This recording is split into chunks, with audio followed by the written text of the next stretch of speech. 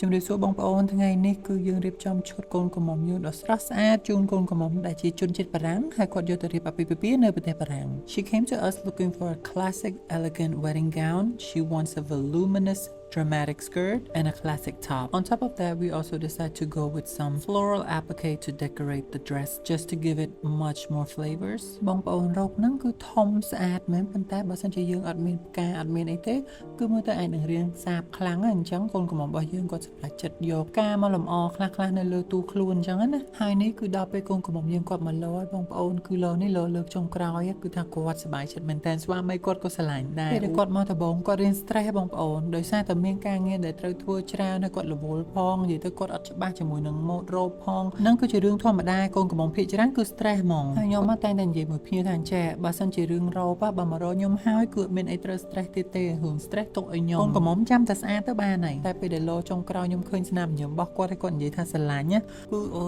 យសប្បាយចិត្តខ្លាំងណាស់ហើយនេះបងប្អូនគាត់បានផ្ញើរូបថតនៅថ្ងៃមង្គលការរបស់គាត់មកហើយខ្ញុំក៏បានឲ្យ AI ដូរមុខឲ្យពីព្រោះអីពួកគាត់អត់ចង់ឲ្យឃើញមុខអូយរ៉ូបនេះឡើងទៅលើកូនក្រមុំជាមួយនឹងស្បែកសក់គឺស្អាតមែនតើសម្រាប់មង្គលការបែបអឺរ៉ុប This is a very proud moment for us at Skylar Rose Boutique to see our work on our beautiful bride in the European wedding